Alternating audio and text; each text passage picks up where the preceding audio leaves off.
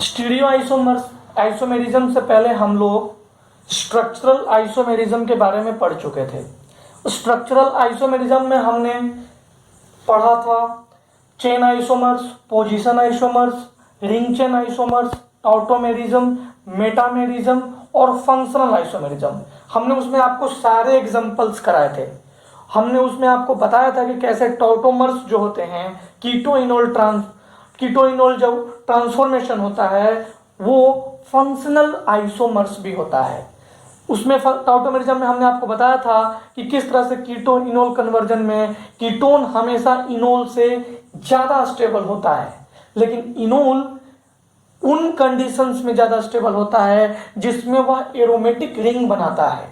जब कीटोन को इनोल में कन्वर्जन करते थे तो जैसे मैंने आपको बताया था कि ये कीटोन है, अगर ये कीटोन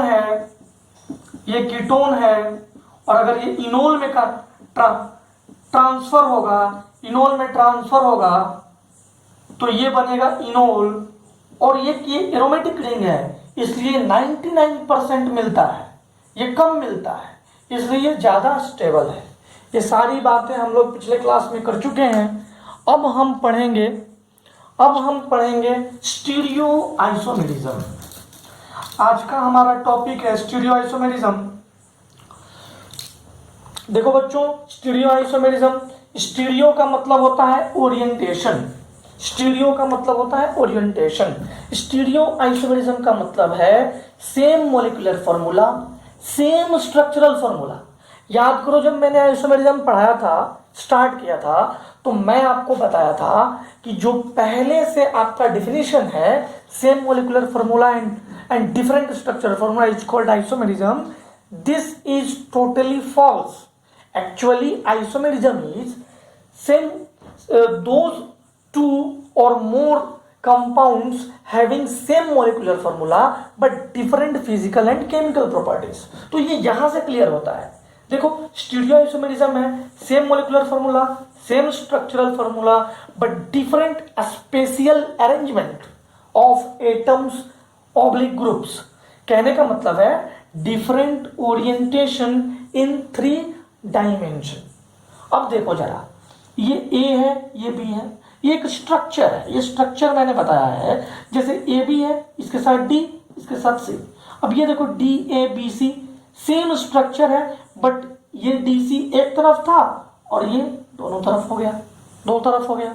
ये L1 और L2 है, L1 not equal to L2, मतलब ये जो लेंथ है उसमें डिफरेंस है। ये डिफरेंस हमें बताता है कि इन दोनों के बीच में स्पेशियल अरेंजमेंट है, और इसी को हम स्टीरियो आइसोमेरिज्म कहते हैं। इनका ओरिएंटेशन डिफरेंट है, ठीक है, डिफरेंट स्पेशियल अरेंजमेंट है। स्टीरियो आइसोमेरिज्म 2 तरह के होते हैं। पहला कन्फिगुरेशनल वो होता है कि जो आइसोमर्स सेपरेबल हो, जिसको हम सेपरेट कर सकते हैं फिजिकल प्रोसेस से, वो है कन्फिगुरेशनल। कन्फर्मेशनल आइसोमर्स वो होते हैं जो नॉन सेपरेबल हो, उसको हम बोलते हैं कन्फर्मेशनल। अब देखो, ध्यान देना, स्टीरियो आइसोमेरिज्म को हम फर्दर 2 भागों में डिवाइड कर सकते हैं। स्टीरियो आइसोमेरिज्म को हम ज्योमेट्रिकल आइसोमेरिज्म और ऑप्टिकल आइसोमेरिज्म में भी डिवाइड कर सकते हैं। ज्योमेट्रिकल और ऑप्टिकल। स्टीरियो आइसोमेरिज्म कन्फिगुरेशनल, कन्फिगुरेशनल मतलब सेपरेबल कहने का मतलब है जो आइसोमर्स सेपरेट हो जाए। कन्फर्मेशनल मतलब नॉन सेपरेबल, जो सेपरेट ना हो पाए फिजिकल मेथड से। कन्फिगुरेशनल को हम 2 पार्ट में डिवाइड करते हैं, इनैंशियोमर्स एंड डायस्टेरियोमर्स। मैं इसको ऊपर लिखता हूं, आप थोड़ा ध्यान देना। मैं इसको ऊपर लिखता हूं, आप ध्यान देना। आप इसका स्क्रीनशॉट ले लो या लिख लो।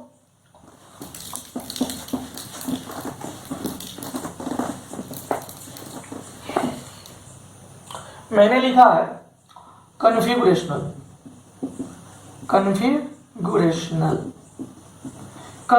is further divided into enantiomers and diastereomers. स्टीरियोमर्स। अब जरा ध्यान दो, ये जो इनैंशियोमर है, ये एक्चुअली इनैंशियोमर होता क्या है बच्चों?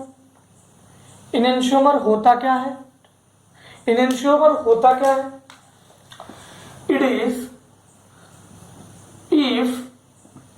if the isomers are mirror image of each other, वो होते हैं इनैंशियोमर। ठीक है। Diastereomers those which are not mirror image। याद रखना बच्चों, इनैंशियोमर्स ऑप्टिकल आइसोमेरिज्म शो करता है। OI मतलब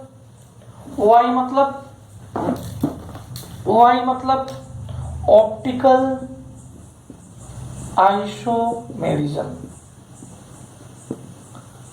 पर डायस्टेरियोमर्स ऑप्टिकल आइसोमेरिज्म शो करता है और ज्योमेट्रिकल आइसोमेरिज्म भी शो करता है। इनैंशियोमर ज्योमेट्रिकल आइसोमेरिज्म शो नहीं करता, डायस्टेरियोमर्स ऑप्टिकल भी शो करता है और ज्योमेट्रिकल भी शो करता है।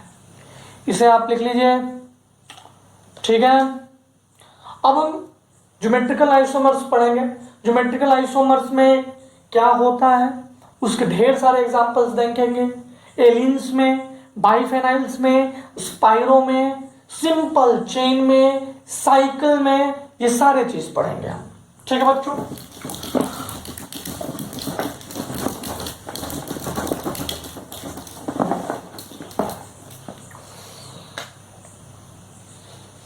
तो ज्योमेट्रिकल आइसोमेरिज्म, ज्योमेट्रिकल आइसोमेरिज्म क्या है बच्चों? restricted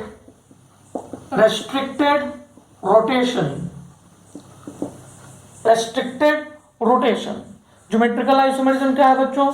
restricted rotation along pi bond। ठीक है, along pi bond। अब जरा सोचो कि अगर कोई कंपाउंड में जैसे CH4 है, जरा ध्यान से देखना, CH4 है, ये देखो, ये CH4 है, देखो ये, इसे ध्यान से देखना, ये सिंगल बॉन्ड है। यहां पे कुछ लगा है, यहां पे ऐसे बॉन्ड्स लगे हैं, इधर भी बॉन्ड्स लगे हैं। अगर सिंगल बॉन्ड है तो हम आसानी से इसको घुमा सकते हैं। ऐसे घुमा दिया, इसको ऐसे घुमा दिया। लेकिन अगर मैं दो बॉन्ड लगा दूं तो घुमाना मुश्किल। आपको मैंने केमिकल बॉन्ड में पढ़ाया था कि सिंगल बॉन्ड होता है तो सिग्मा बॉन्ड जब बनता है, सिंगल बॉन्ड होता है मतलब सिग्मा बॉन्ड होता है, तो एक्सियल ओवरलैपिंग होता है। ये देखो, एक्सियल ओवरलैपिंग होगा। लेकिन जब भी पाई बॉन्ड आता है, देखो बच्चों, जब भी पाई बॉन्ड आएगा तो देखो बच्चों, एक बार तो सिग्मा बॉन्ड इसमें बन जाएगा, लेकिन जब पाई बॉन्ड आएगा तो वो एक्सियल नहीं, वो साइडवाइज ओवरलैपिंग होगा। ध्यान दीजिएगा, ये साइडवाइज ओवरलैपिंग है।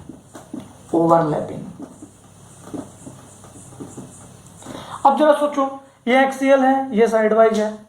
अब साइडवाइज जब ओवरलैप करके एक डबल बॉन्ड बनेगा, डबल बॉन्ड फॉर्मेशन, तो क्या इस बॉन्ड को हम रोटेट कर पाएंगे? नहीं कर पाएंगे बच्चों।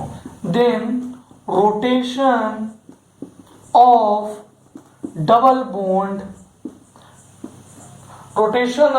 रोटेशन ऑफ बॉन्ड लिखते हैं बच्चों, bond along pi will be very difficult, very difficult।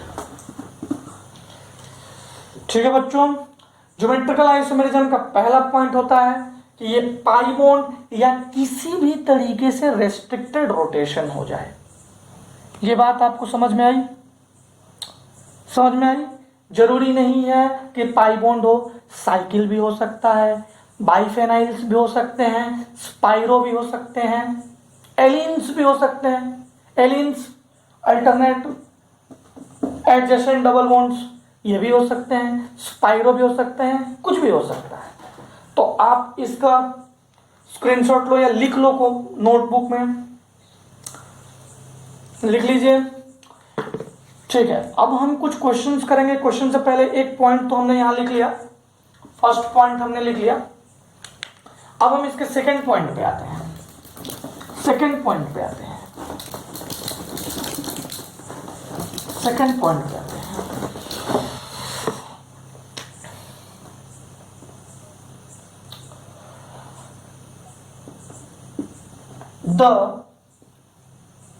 The elements oblique compounds on the double bond should be different। कहने का मतलब है कि ये जो C डबल बॉन्ड C है तो इस कार्बन का दो वैलेंसी, इसका भी दो वैलेंसी, इस कार्बन पे दो वैलेंसी, इस पे भी दो वैलेंसी। अगर ऐसा हो गया कि ये हाइड्रोजन और मान लो ये NO2 और ये Cl, कुछ भी मान लो, ठीक है, CH3 मान लो, कुछ भी मान लो, ऐसा है तो ये शो नहीं करेगा। एक कार्बन पे दो एक जैसा जो हमारा स्टीरियो सेंटर है, मान लो ये स्टीरियो सेंटर तभी बनेगा जब एक कार्बन पे या जिसको हम देख रहे हैं, जिसके एलोंग हम ज्योमेट्रिकल आइसोमेरिज्म चेक कर रहे हैं, उस पे एक कार्बन पे दोनों के दोनों डिफरेंट होने चाहिए। जो दोनों बच गया वो डिफरेंट होने चाहिए। अगर ये मैं ऐसे लिख देता C double bond C NO2 CH3 Cl Br, then it is showing Gi, then it will be showing Gi, but this will never show Gi। Okay बच्चों, ओके, ये दो बातों को ध्यान में रखिए। अब हम कुछ क्वेश्चंस करेंगे। क्वेश्चन से आपका बहुत सारा डाउट क्लियर होगा। धीरे धीरे क्वेश्चंस के लेवल बढ़ते जाएंगे, धीरे धीरे हम ज्योमेट्रिकल आइसोमेरिज्म में ये समझते जाएंगे। पहले हम ओपन चेन डबल बॉन्ड में देखेंगे, फिर चेन में देखेंगे, बड़े चेन में देखेंगे, फिर हम साइकिल में देखेंगे, छोटे साइकिल में क्यों नहीं ज्योमेट्रिकल आइसोमेरिज्म शो करता है वो समझेंगे। एलिन्स में देखेंगे, एलिन्स में कैसे शो होता है कैसे नहीं होता है वो पढ़ेंगे। बाइफेनाइल में कैसे होता है नहीं होता है वो पढ़ेंगे। स्पाइरो में कैसे होता है नहीं होता है वो पढ़ेंगे। ठीक है बच्चों, तो क्वेश्चन लगाना शुरू करते हैं।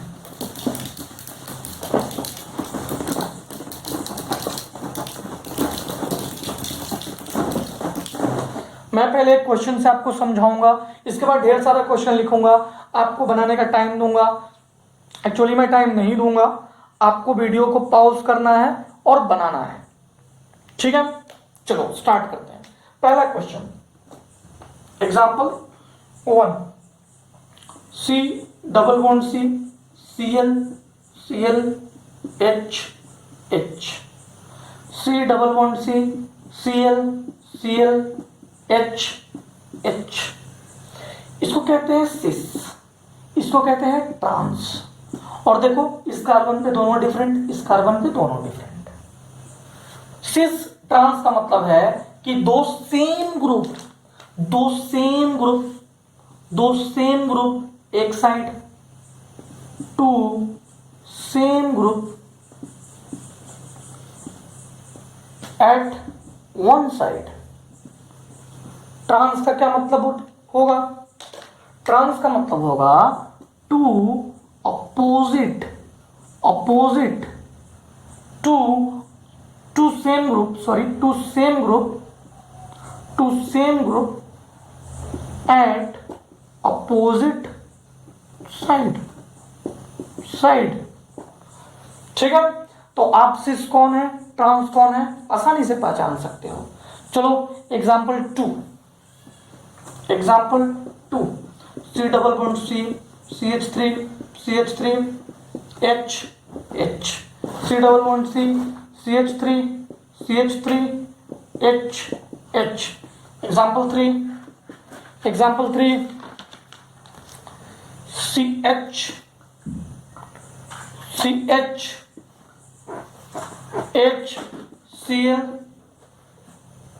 HCl H।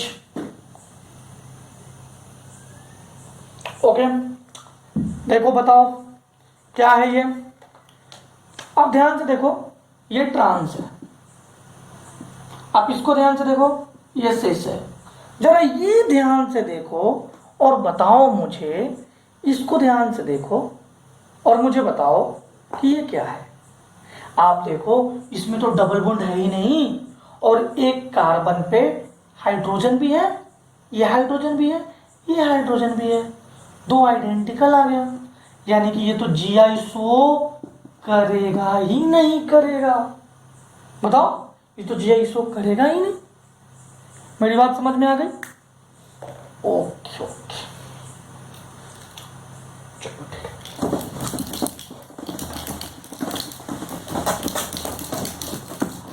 ठीक है।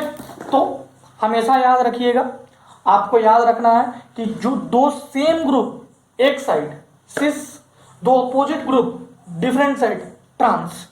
अब क्या है कि हर जगह सिस और ट्रांस करके तो आएगा नहीं, हर जगह सिस और ट्रांस करके आएगा नहीं, तो ई और जेड कॉन्फ़िगरेशन भी आता है। देखो, उस आगे बढ़ने से पहले मैं आपको एक क्वेश्चन देता हूं। Question, draw cis and trans for hex 3 in। आपको cis और trans hex 3 in का खुद से बनाना है। आप पहले खुद से ट्राई करो इसको खुद से। अब सुनो, C 1 2 3 4 5 6 1 2 3 लो, मैंने डबल बॉन्ड लगा दिया 3 पे, देखो लग गया 3 पे डबल बॉन्ड। अब इसको मैं ऐसे लिख सकता हूं, C डबल बॉन्ड C, ये जो बच गया उसको मैं C2H5 लिख सकता हूं।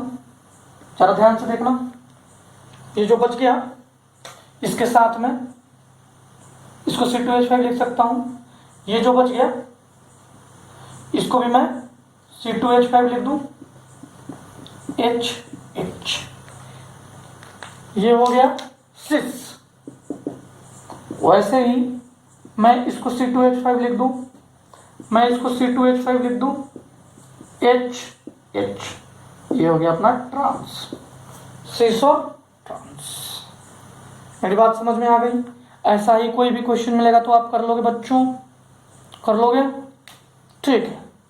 अब हम दूसरे मेथड की ओर आते हैं। दूसरे मेथड की ओर आने से पहले एक बहुत इंपॉर्टेंट क्वेश्चन है, क्वेश्चन नंबर 2। ये भी आपको बनाना है, ये आपको खुद से बनाना है।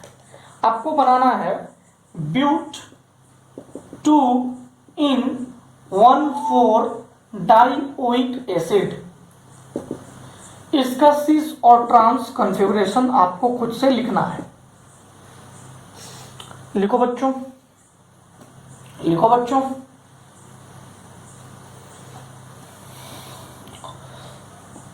C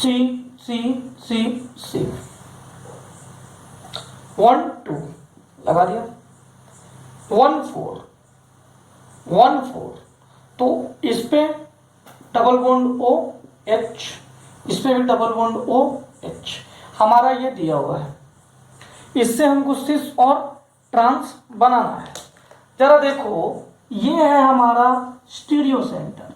स्टीरियो, मैंने आपको स्टीरियो सेंटर के बारे में थोड़ा सा बताया था पर लिखवाया नहीं था। स्टीरियो सेंटर क्या होता है?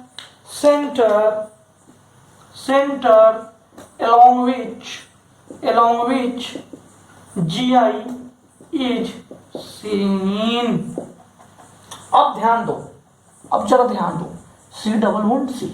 अच्छा, मैं C डबल OH यहाँ जोड़ दूँ और C डबल OH यहाँ जोड़ दूँ, यहाँ हाइड्रोजन यहाँ हाइड्रोजन। मैं ये भी तो कर सकता हूँ, C double bond C, C double OH, C double OH, यहाँ हाइड्रोजन यहाँ हाइड्रोजन। अब आप मुझे बताओ, अब आप मुझे सिंपली बताओ, एक छोटी सी बात बताओ कि ये क्या है? ये सिस। ये क्या है बच्चों? ट्रांस। ये सिस और ये ट्रांस। अब एक बात हमेशा याद रखना कि सिस को ब्यूट-2-इन 1,4 डाइयूक एसिड में सिस को मलेइक एसिड बोलते हैं। मलेइक एसिड इसको बोलते हैं मलेइक एसिड, और जो ये है इसको बोलते हैं फ्यूमेरिक एसिड। Fumaric acid. यहां तक कोई दिक्कत हो तो आप मुझे पर्सनली मैसेज कर सकते हैं, मेरे नंबर पे कोई भी चीज पूछ सकते हैं। यहां तक कोई दिक्कत? ठीक है, क्या हम लोग आगे बढ़ जाएं? ठीक है, ओके ओके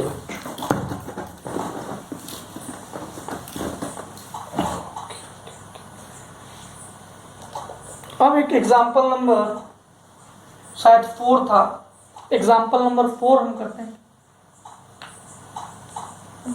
एग्जाम्पल नंबर 4 करते हैं।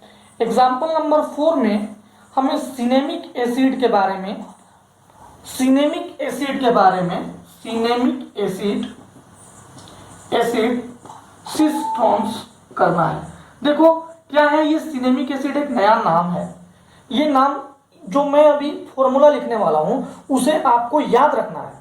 कुछ कुछ ऐसे एसिड का, कुछ ऐसे एल्डिहाइड्स में आएंगे, कीटोन्स में आएंगे, जैसे एसीटोन। एसीटोन तो उसका नाम नहीं है ना, कॉमन नेम है। वैसे ही जो मैं लिख रहा हूं उसका नाम सिनेमिक एसिड नहीं है, IUPAC नेम उसका कुछ और है। लेकिन कुछ कॉमन नेम भी हमें याद रखने पड़ेंगे, कुछ कॉमन नेम भी हमें याद रखने पड़ेंगे। ठीक है बच्चों, तो वैसे ही सिनेमिक एसिड भी कॉमन नेम है। C double bond C, H, C6, H5, C double O H, H। अगर मैं तुमसे कहूं मेरे बच्चों ये बताओ कि ये इसका IUPAC नेमिंग करो, ये है तो सिनेमिक एसिड, इसका IUPAC नेमिंग करो, तो आप IUPAC नेमिंग कैसे करेंगे? ये है हमारा फंक्शनल ग्रुप 1 2 3, 1 2 3। नाम क्या लिखेंगे? प्रोप। डबल बॉन्ड है, यस, 2 इन 1 ओइक एसिड। 3 पे क्या है बच्चों? 3 पे हमारा फेनाइल है, 3 पे फेनाइल है। ये नाम जो है ना, ये इसका IUPAC नेम है, IUPAC नेम है। लेकिन जरूरी नहीं है कि सिनेमिक एसिड का IUPAC नेम पूछे, वो डायरेक्ट सिनेमिक एसिड लिख सकता है, तो आपको ये याद रखना पड़ेगा। अब देखो इसमें मैं आपसे पूछूंगा कि आप बताओ सिस और ट्रांस क्या है। इसका सिस फॉर्म और ये रहा इसका ट्रांस फॉर्म।